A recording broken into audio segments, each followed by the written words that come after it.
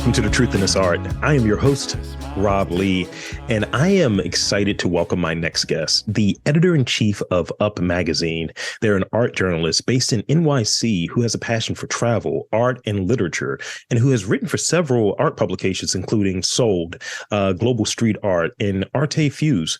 Up magazine, its current project, is an NYC-based publication that focuses on street art, graffiti, and creative urban culture. Please welcome TK Mills. Welcome to the podcast. Thank you for having me, Rob. Appreciate it. Thank you for coming on and making the time. And I'm so glad we were able to chat a little bit. You know, sometimes that opportunity to chat before the actual on-page interview, those are missed. And it kind of gives a little bit better of a richer feeling for the conversation. Oh, totally. Because, it's like business talk, too. There's always like the preamble before you actually get into things. You got to have to, chit chat. It's like the appetizer, Yeah. For the meal. The appetizer is good, though. Sometimes those appetizers are not the best. Sometimes it looks good and you're like, yeah, my appetizer ruined. Like, here's like some warm nuts with a zest of lime. It's like, that's bar food. I didn't want that. Yeah. So, starting off, like I like to do sort of the origin story. Some people have the villain origin story. I like to get to the creative origin story. So, for you, what is your origin story as it relates to creativity? You have the writing background, you're covering like art, street art, things of that nature. So if you will, could you share a bit of that? Yeah, sure. It's funny because my origin story, I like to think it's a good story, but it's sort of atypical in that I wasn't really a creative person. Like I wasn't a creative kid, didn't draw. I like to read, but I didn't really, I didn't write. I played guitar, but I was like, one of those people that like I learned a couple chords and, when it took effort to like really get into it, I kind of, put it to the side. So I wasn't too creative really growing up, but I kind of had found something I had gotten into in college was I got into politics. I studied political science and international affairs in my undergrad. And I really liked it because I really liked traveling and I really liked learning about people. So that was kind of where my interests were. And then in between undergrad and grad school, I went to Thailand and I got a job teaching English. And after my contract ended, I spent like 6 months backpacking around Southeast Asia, which was a lot of fun. And then I moved back to New York City, for grad school, and I got my degree in transnational security. And originally my sort of life plan was I was thinking of going to work for the State Department, because I thought diplomacy was what the world needed, and I felt that I could help and, whatever. And that kind of got trashed circa 2016 with that presidential election. And it was a lot of things. It wasn't just Trump, though, that was a major part of it. It was sort of like I had spent, at this point, like 6-7 years studying something. And you had like the beginning of where Twitter sort of just became like the public discourse. And, it's just a shouting match. And I don't know. I came to see it as a sort of a cesspool and really toxic. And I kind of had this moment where I was like, this isn't actually what I want to do anymore. Plus, Trump also slashed the funding for the State Department. So they stopped hiring right as I was graduating.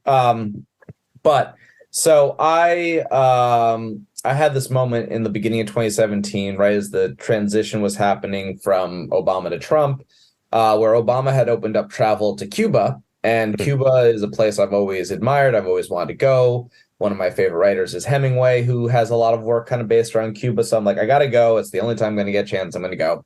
So I went and I was down there for like, 5-6 weeks, just kind of backpacking around. And it wasn't really like I had a plan or anything. I just knew I wanted to go and I had some time and I had some money saved up for my research job. So I was like, I'm going to go to Cuba and kind of, see what happens. And while I was down there, I was kind of spent a lot of time soul searching. If I'm not going to do this thing that I've now spent, years of my life and a stupid amount of money on, what am I going to do? And, it's funny. Hemingway, I had visited, there's like a bar out there, I think the Floridita. I might be misremembering that, but it's like a bar he apparently frequented and, they got a bunch of tourist stuff for it. But I went there and I was like, I always liked the idea of being a writer, but I'd never really written anything outside an academic context. And so I was like, while I'm here, I'm going to write something. And, if I can get it published, I'll pursue being a writer.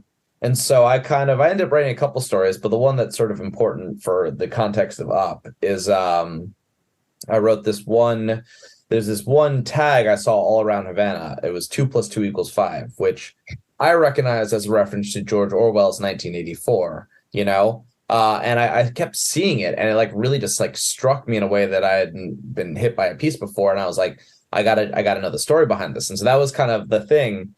And so I spent a week or two just trying to track this guy down. I literally had a map of the city, and I was like marking where I found his different tags. And I was like asking people, and people weren't really giving me a lot of info. But it was funny actually. Right before I was about to give up, this one night I was out, and they have a lot of open art studios, which is basically like, they have just artists have a studio and anyone can come in.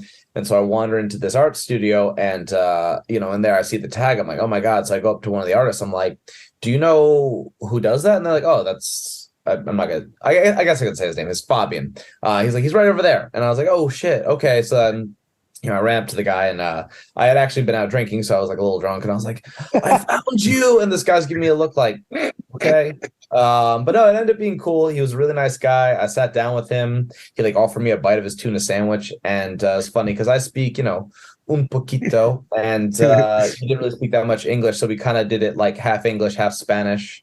And my girlfriend at the time was Argentine, so she, when I got back, helped me translate a lot of it. But yeah, so I ended up interviewing him, put the story together, and then that I just submitted it to every place I could, and ended up getting published in this London street art blog. And like it went viral on their site, and I was like, oh wow, that's like the first thing I've ever had published, and people really liked it. I was like, super cool. And it was like a huge confidence boost for me. Yeah. And then, with that though, it was funny because I lived in Bushwick at the time, which is sort of Brooklyn's street art neighborhood. And, I'd always like appreciated street art and graffiti, but it had kind of been like visual white noise. Like, you look at it, but you don't really see it.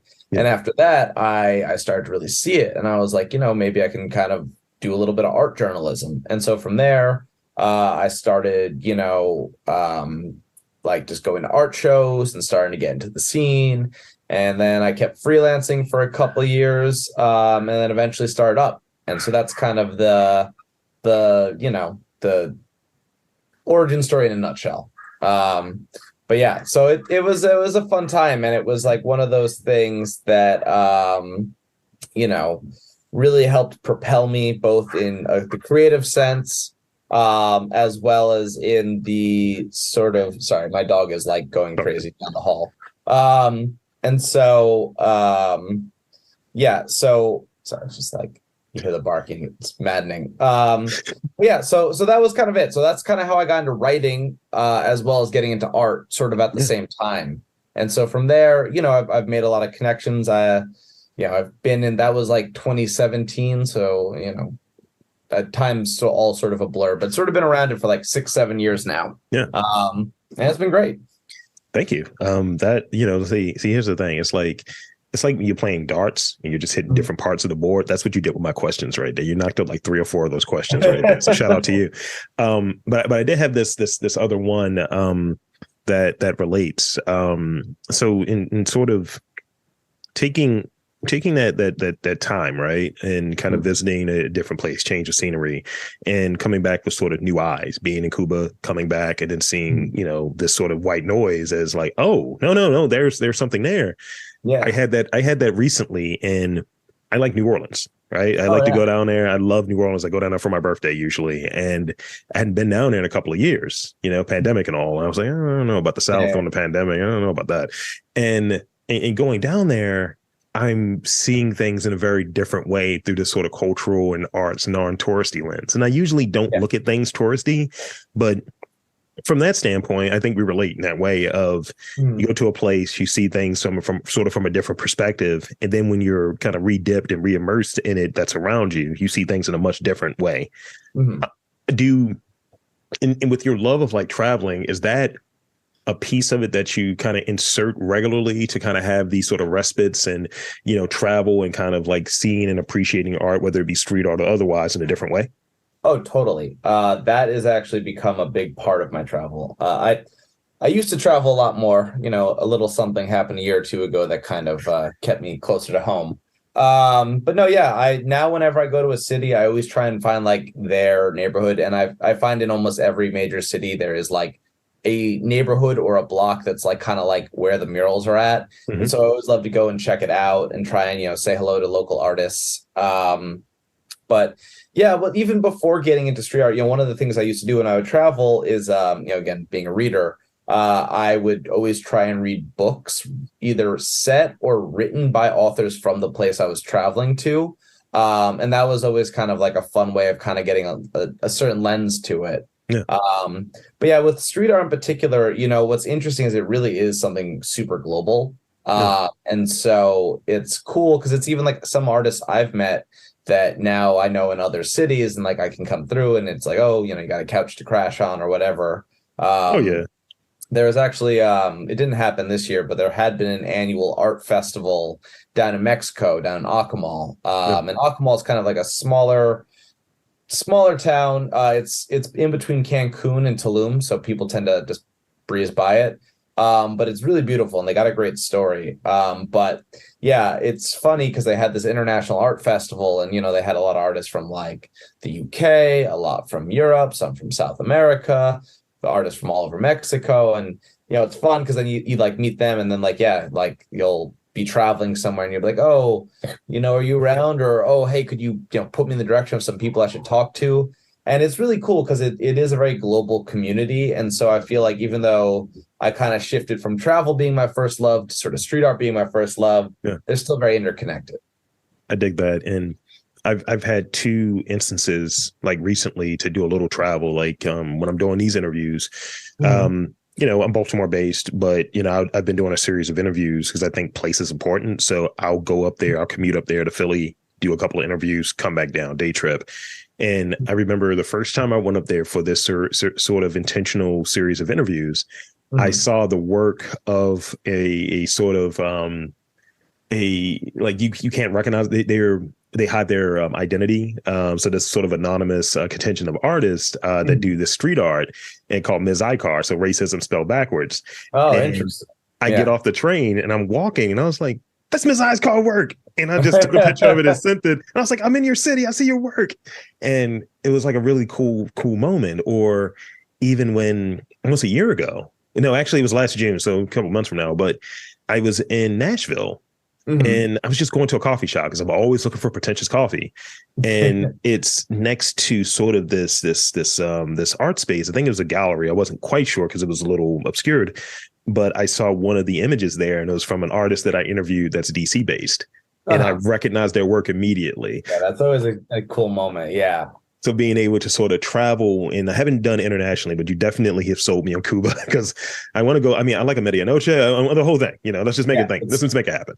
Yeah, it's I don't know what the rules are for Americans going to Cuba anymore because again, certain president I think kind of got screwed with it. But honestly, it's one of the most beautiful places I've been. Beautiful people, beautiful art, really interesting history. Because that's the other thing. Whenever I traveled, I was really like I was like a history buff, so I got really into like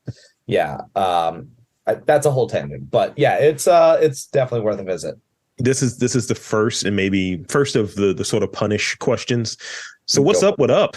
Can you tell us a bit about Up Magazine's mission? And we kind of started off a little bit in talking about like how it was founded and all of that, but talk a bit about the mission and really what you hope your publication does within the whole larger conversation around art, specifically street art. Yeah. So I feel like, it's funny. I can kind of build on the origin story to kind of contextualize that. Because again, it's the Up origin story and mine are sort of related, but also their own thing. So after I kind of had that Cuba trip, I spent a couple years freelancing. And actually, one of my other favorite writers is Hunter S. Thompson, who people know him for Fear and Loathing in Las Vegas, but one of his other big books is Hell's Angels. And the whole thing is he basically got in with the Hell's Angels and rode with them for a year, learned about them, wrote about the culture, and kind of was able to present sort of an insider-outsider perspective on it. It's a great book. It's one of my favorites. And so with street art, that was originally my mentality is I like, all right, I'll get in, I'll kind of hang out with some artists for a year, and write a book about it. And, 5 years later, I'm still in. But so I was freelancing for a couple of years, like started in 2017, in 2018, 2019. And, one of the problems I had with freelancing, amongst others, is that, a lot of the stuff I wanted to write was not getting picked up by editors. A lot of the art magazines I was talking to, they were all more focused on sort of the gallery world. And I had more than one kind of like, don't bother with street art, there's no future in it, whatever. And I was like, well, this is what's cool to me. And like, you're paying me pennies, if paying me at all. So this is what I want to do. But so, I was kind of, am I allowed to curse on this podcast? Please. Okay. I was kind of bitching and moaning to a mentor of mine one day about all this. And he's like, well, why don't you start your own magazine? And I was like, I don't know. It sounds like a lot of work. And I was right. It has been a lot of work. But that was kind of where the idea kind of began. And so, I kind of eventually came around on it. And at the time, I reached out the only other street art writer I knew, Victoria Benzine. And I was like, I'm thinking about starting a magazine. Would you be interested? And she's like, yeah, sure. And so then she brought in her friend, Christina. And then Lonnie was the other fourth founding member, who was our photographer. And so up initially was just the four of us. Yeah. And so this was like late 2018. And so we would like kind of we would meet in my apartment. I lived on St. Mark's at the time. And we would meet in my apartment like every day, just sketching out the ideas for the magazine. We put together a game plan because, we knew we wanted to do print because to me, print is what feels legit. And because there had been a different magazine that was sort of a rival publication to us for a little bit that was online only. And it was kind of a way of being like, we're going to step our game up. But yeah, so it was just the four of us. And we would literally meet in my apartment every single day for like probably, 4 or 5 months till we had the finished manuscript. And then we kind of hit, the next big challenges was funding the magazine, which I hadn't considered at all. But, we got to the point that we're like, all right, well, we need to pay for this. And so had a bunch of meetings that, all kind of blew up in my face. One was, our original sort of my mentor friend. I thought he was going to be kind of our money guy, and then he kind of backed out. And then I met with some of my contacts from freelancing, see if they'd be interested in investing. And they all were like, we love it. We love the concept. We love what you're doing. But you guys are untested, unproven, we're not putting money behind this. And so I was kind of put in this pinch where I was like, well, we've been working on this. I need to make this happen. And so, when I was younger, my parents had taken life insurance out for me and, it accrues value over time. And they told me when I turned 18, they were like, I'm 25. I'm 30 now. I was 25 at this point in time. But when I was 18, my parents were like, like that life insurance money is yours. You should not touch it. It'll be worth a lot of money when you're like 60. Just leave it. But that was sort of the only, capital I had access to. So I ended up cashing in my life insurance, and it was like worth like $15,000. And then after taxes, it was worth like $11,000. But that was dumped it all into the magazine. That's how we printed the first issue. And yeah, we had the release party was June 19th, 2019. And it ended up being this huge hit. Like everyone in the community came out to support. We ended up selling out all the copies we printed. And it really kind of just like was this jump shot of adrenaline where I was like, okay, like maybe we can actually do this. And so, yeah, and in that kind of formation, getting back to kind of your question, in those original sessions with the four of us, me, Vit, Stina, and Lonnie, we were always asking ourselves like, well, what is this magazine? Like, what do we want it to be? And, we knew we wanted to focus on street art and graffiti, in part because of the fact that, it was a big part of something we were all interested in and something that wasn't really being covered. But we also knew we wanted to kind of focus not just on established artists, but artists that were sort of on the come up themselves. Yeah. Again, there's endless puns about it. It's just part of our culture now that we always run with it.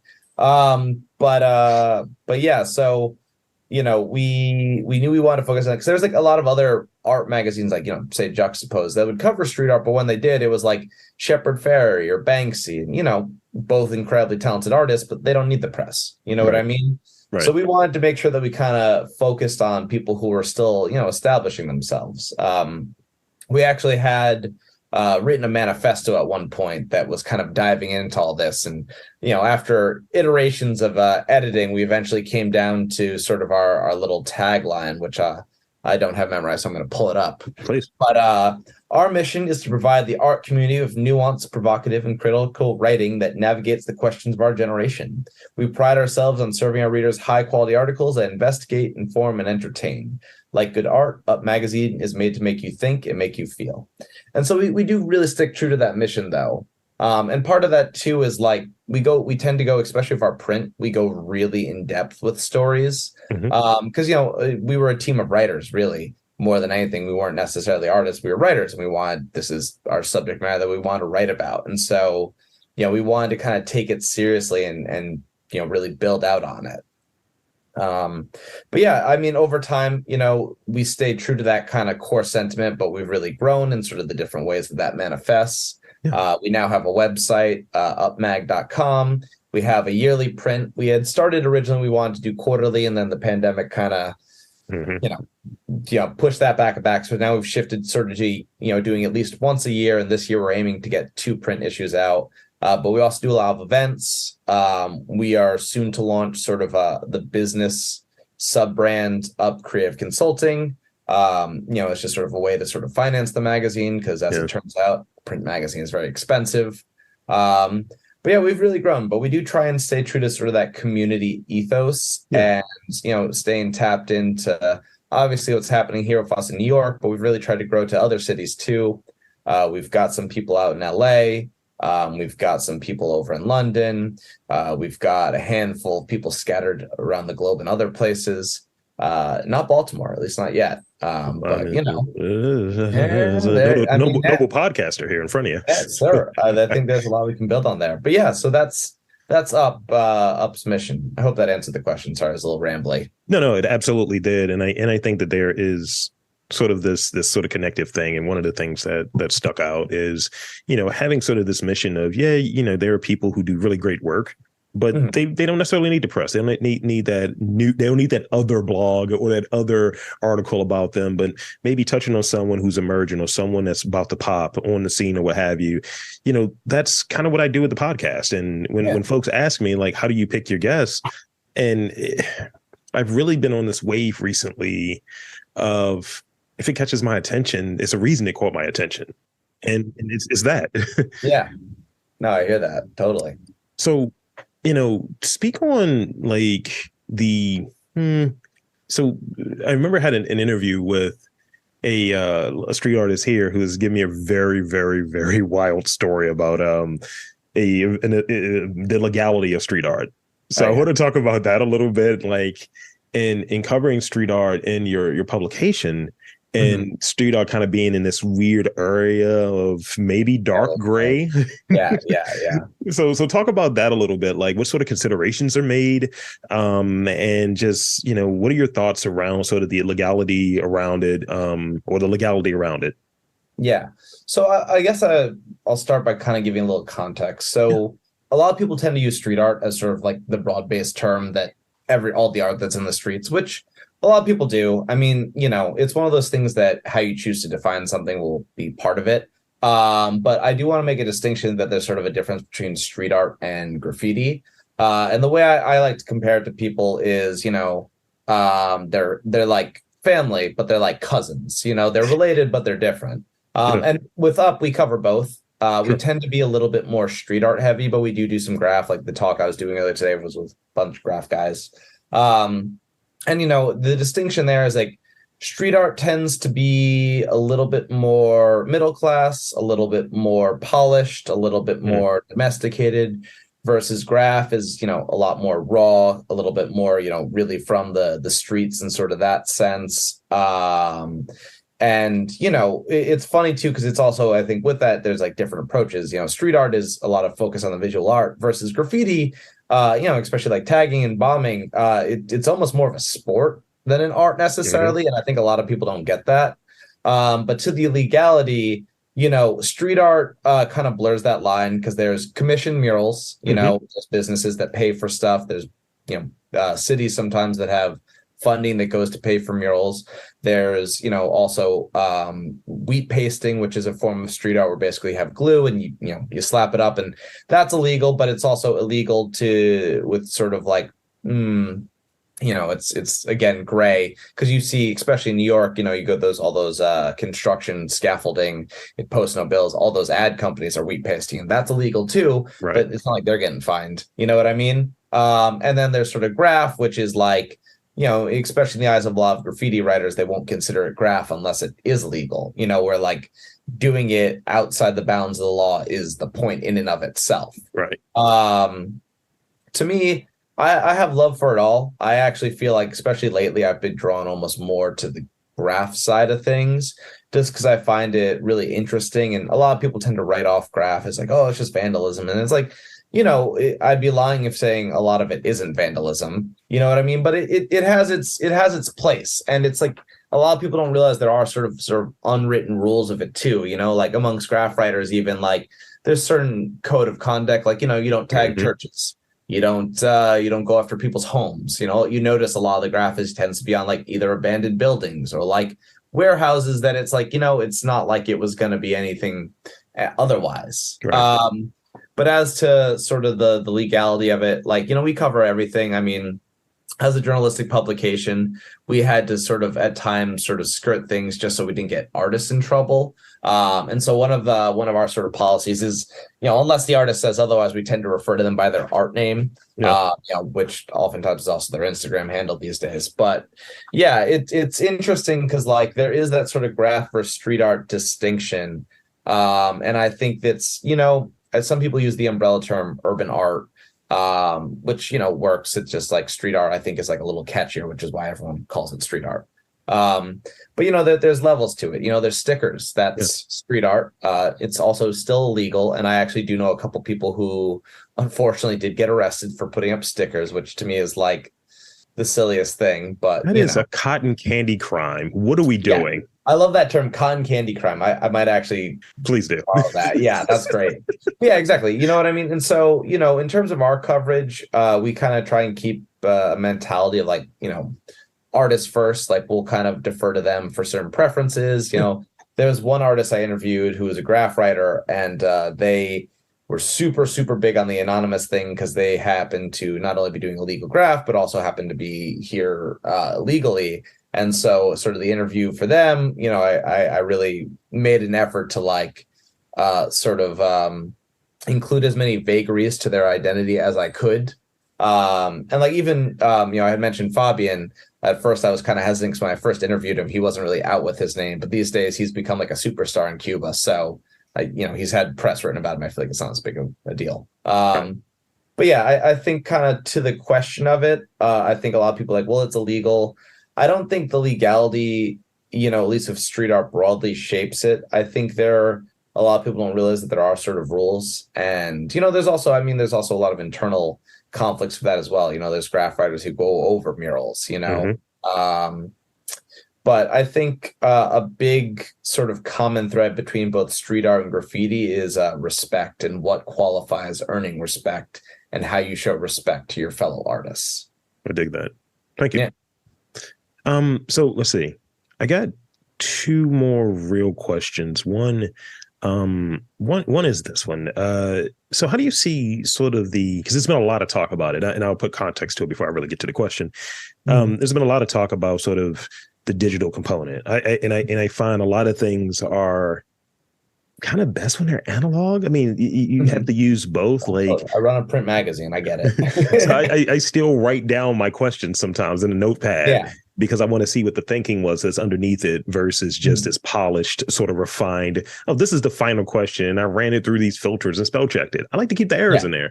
So how do you see sort of the intersection between technology, street art, and like how does that work? And how is it impacting sort of like maybe street art being covered, being presented? Like talk about that sort of impact of augmented reality and technology when it comes to street art.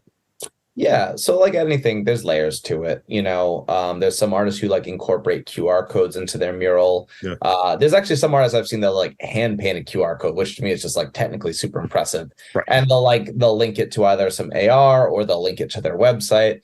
And I've always kind of found that interesting. And a lot of artists who do murals also do, they have an iPad and they work on Procreate or Illustrator or whatever, and they use that as a way to do art when they're not painting in the streets. And so I think technology generally has a huge benefit. I think, especially, AI has become sort of a big craze of late. Mm-hmm. And even me as a writer of ChatGPT, there's a couple times I'm like, this makes me uncomfortable. But like anything, yeah, but anything, it's a tool and it's how you choose to use it. I think for creatives, you can use it.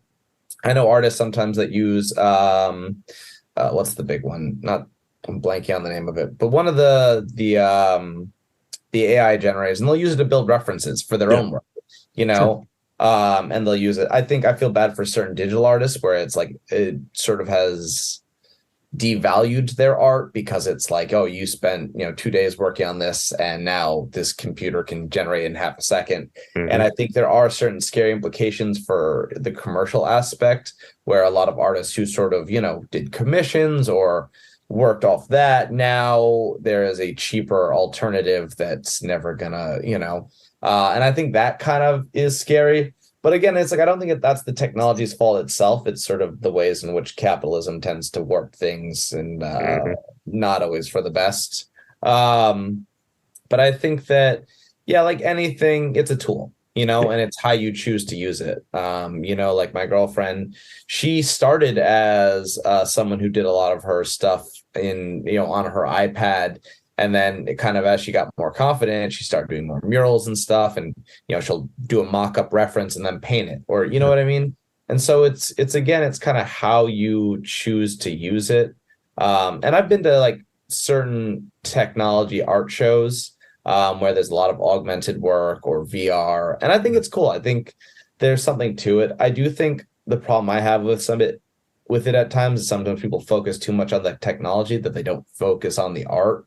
And then it's like, well, this is incredible conceptually what you're doing, but visually this is kind of meh. You know what I mean? It's one of those things like, this is technically sound, it has all of the things in it, but does it speak to me? Does it have something behind it? And some might say, it's going to sound so corny, but I think it's accurate. What's the soul behind it? Like 100%. when you listen to music sometimes, right? And, because I think there's always this sort of conversation when you talk to people who are creative or appreciate creativity, you're able to make these sort of connections that often are missed.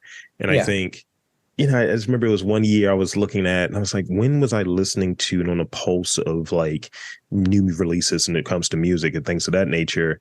And I was like, it's probably 2010, 2011. And I don't want to be old man music, but, it's kind of that thing. I'm 38. So it's one of those things where, like, when did, this sort of formula become a part of it? When did this sort of same pitch correction happen? And why do the instrumentals sound really good, but they all sound alike? And then you can see different apps, different little tools. If you follow Reels long enough, you can see the secret sauce on how they do all of this stuff. And it's like, I can hear something that sounds unpolished and quote unquote raw and has that emotion to it. I was like, man, this hits versus something that is really well done, but it's almost disposable. Yeah. And I think that's exactly it. It's not always about the technical mastery. It's about the emotion behind it. And, I've talked to artists about this who sometimes find themselves in sort of the existential crisis of like, I work so hard on this and this computer can do it in 5 seconds. It's like, yeah, but they can't do you. And it's like, you shouldn't compare yourself to it. And again, I'm speaking, I also have that existential crisis sometimes. I mean, as both you and I are in kind of the similar age range where it's like, we went from like, you got your first home computer to now your computer is in your pocket at all times and you can't tap out of it no matter how hard you try. Right. But it's one of those things that I think it's like, again, it's a tool. And I always come back to that because I think that's kind of the best way to look at it, because it's like, it's how you use it and how you choose to experiment with it. Because there's also people who've done some really cool stuff. There's one artist I know who they like basically had like synced up like drums, like digital little drum pads, and then put different like colors associated with it, and then played music, and that's like what created the painting. And I thought that was like such a cool way to do it, you know? And so, you know, I think it's like, don't let put your creativity first and make sure that, you know, it's something you're doing. Because even like it's not even always about technology too. Even like when you're painting, you know, there's all artists, you know, it's unless you've got rich parents, it's like there's work you do for yourself and there's work you got to do for the money, for the hustle. Right. And you know, the hustle stuff may not have as much soul, but it's still got a bit of you in it. You know what I mean? It's still in the DNA. And so just not losing sight of kind of your passions with it, I think, is key. That's well said. Super important. And I've been on both sides of it, so I definitely get it. Yeah. So this is the last sort of real question before I get to those rapid fire ones. Okay. Can you speak to the importance of diversity and representation when it comes to like street art and in the graffiti world, and how, you know, Up Magazine approaches like these issues in its coverage? Oh yeah, totally. So I think it's interesting, you know, because obviously questions of diversity have kind of become a very prominent like part of modern culture, which, you know, is for the best. I think I guess there's kind of two ways to look at this. One, sort of how the culture handles it and sort of how Up handles it. So I'll kind of start with the culture first. Sure. So it's funny, actually, Lonnie had done an article in our last issue about the history of graffiti. And something I thought was really interesting is, you know, oftentimes graffiti, it tends to be associated more with people who are black and brown, which, you know, obviously is sort of a general trait. But in its infancy, it wasn't about that. It was about kids. I mean, like literal 12, 13-year-olds were the ones who started tagging and like really made it a big thing. And it wasn't really a factor because of the fact that you didn't know who wrote that name. It was just about the name. You didn't know who made it. And like, I always thought that was like a really cool thing, that it was like this total anonymity. You know, you just like, you knew someone because you saw their name up in all the neighborhoods. And I always thought that was sort of an interesting element. And I could actually, I'll shoot you our last issue at some point. I'll mail you a copy so you can check it out. But yeah, I think how street art generally handles it, there are a lot of tensions, I think, with race at times. I think in particular, one of the things that, you know, tends to go hand in hand with street art, unfortunately, is gentrification. And, you know, it's kind of that story, and using, you know, my old neighborhood, Bushwick, as an example, where, you know, there's a neighborhood that tends to be on the outer boroughs or something, you know, and because of that, it's a little bit more affordable. And it tends to be a lot of, you know, working class families. And then, you know, the artists move in because they can't afford to live anywhere else. And, you know, they start making art because artists are cool. The neighborhood suddenly becomes trendy. You know, they start painting murals. You know, more businesses sort of see the opportunity on that. They capitalize on it. The rents go up. And then eventually, you know, those working class families get priced out. And then in due time, the artists themselves also get priced out, you know, and that's kind of what happened to Williamsburg. I mean, but I think on the flip side of that too, it's not always such a clear-cut narrative where it's like, you know, like one thing or the other of gentrification, because it's also, I think it also tends to sort of, you know, you look at like quality of life things, right? Like I've been in neighborhoods that, you know, people are like, I love this mural, and like I'm happy this is here, and like, you know, or especially in Brooklyn, there's so many like Brooklyn Pride murals, and people are like, I love that. You know what I mean? And it's like, it adds character to a neighborhood, you know, and it adds like a certain flavor and distinction. But yeah, I mean, you know, it's a tension point that I think a lot of people have, and it's not even just with sort of, you know, racial issues too. A big thing is also, again, I mentioned how street art's global. There is a certain territorial aspect with painting at times, where there was a big thing a couple of years back. There's in Bushwick, there's the Bushwick Collective. They're a major sort of player. They have a lot of the walls in town, and they curate this big event every year. And they, you know, they've become sort of their own institution. And, you know, I give props to Joe and everyone behind it with it. But with that, as they got bigger, you know, in the beginning, they always had local artists painting. And then once they got bigger, they had people flying in from London. They had people flying in from other cities, and people were kind of like, well, what the hell? This is New York. You're not going to give it to New York artists, you know? And so there's, you know, in any community, and it is a big community and a particularly diverse community, there's always sort of fault lines And I think for the most part, most artists are mature enough to talk things out and kind of get it. But there are these kind of issues that flare up from time to time, and there's a lot of examples I could think of, but I don't want to like dwindle too much on it. And then within Up, in terms of our coverage, we try and kind of go for like a holistic perspective. Broadly speaking, our coverage tends to be a mix of assignment and pitch. And so assignment is like, we're like, hey, this artist is, super cool. We'll go to our writers, like, who wants to take on the story? And then pitch is sort of our writers will say like, hey, this artist is someone I like, or this is someone I think we should cover. Can I do this? And we're pretty open with that. And even like with Up in itself as a team, like we've slowly grown a little bit more legitimate. We haven't quite gone corporate. As you can see, I'm still in my apartment. But we've had writers of every background. We've had photographers of different backgrounds, and like in terms of both like race, in terms of economic background, in terms of, life perspective. So I've always tried to kind of keep sort of a holistic perspective with it.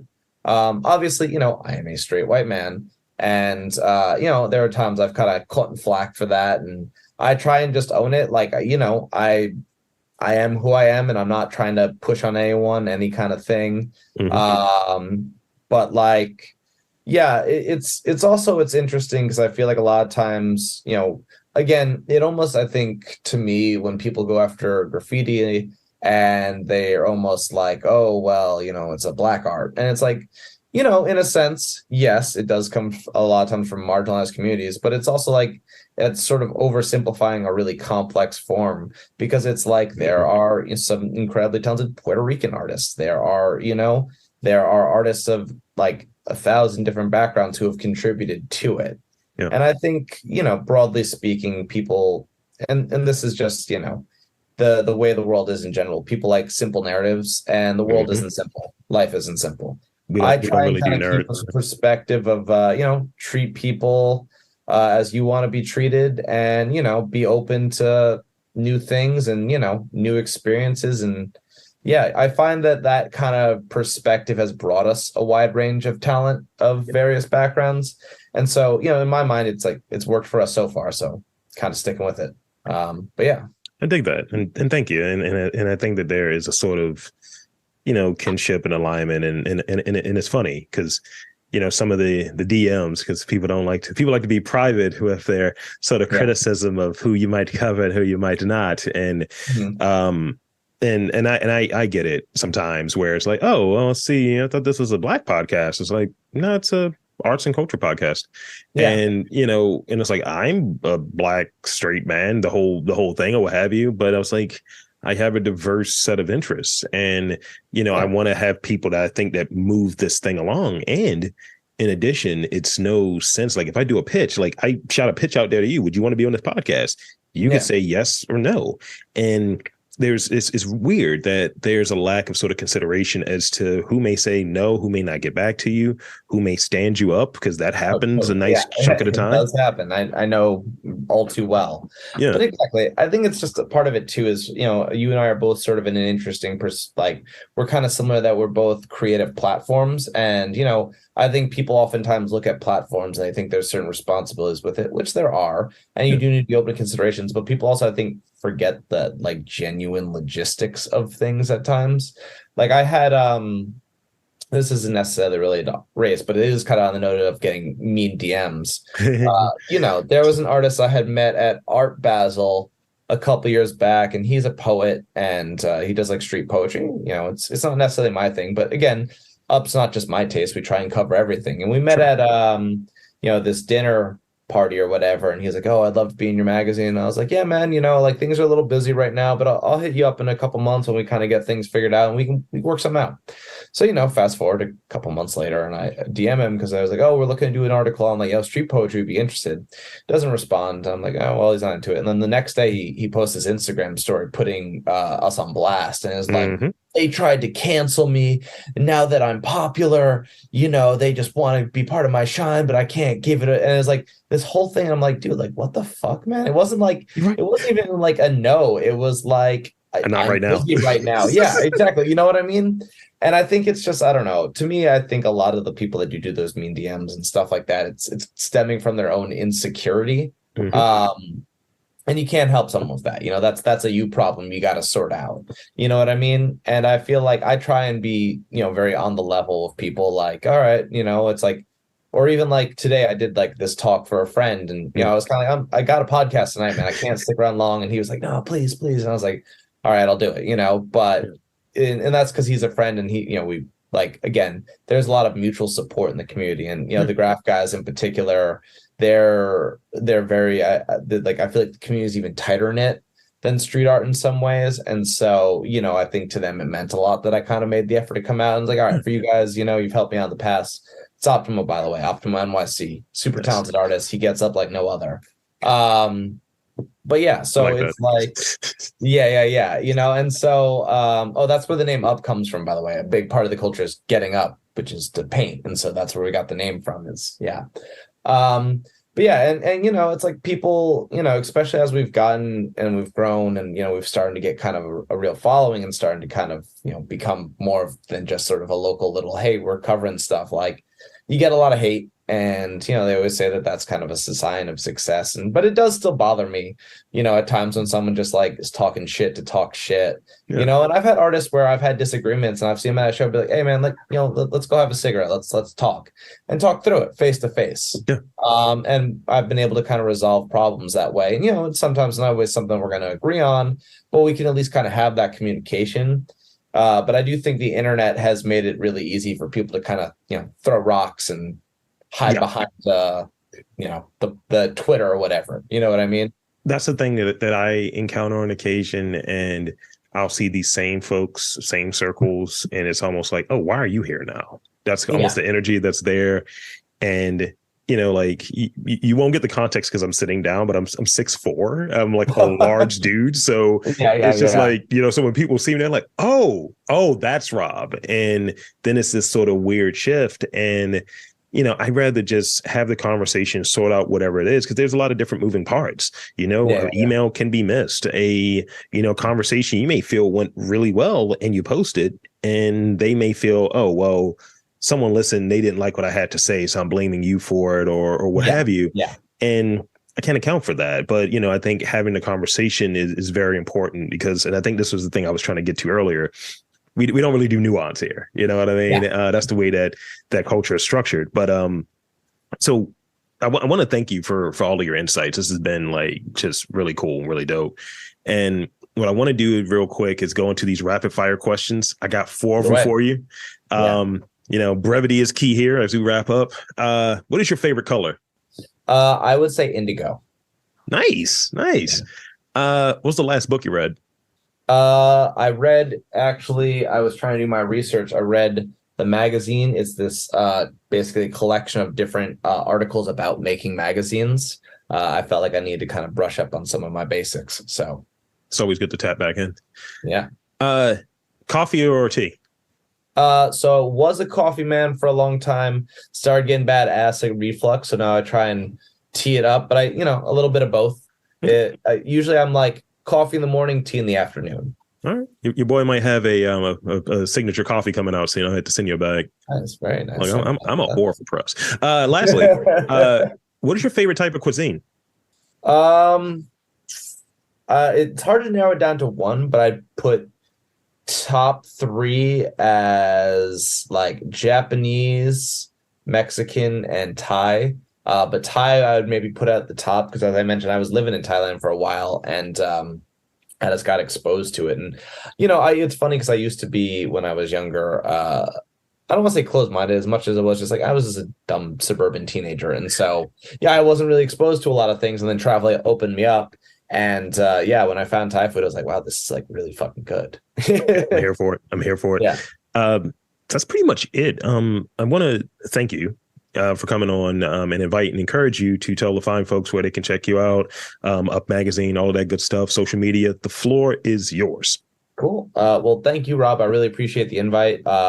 It's always fun to be able to kind of share the story and keep it going, keep it up. I encourage you guys, all the listeners here, to check us out on Instagram. We're up__mag.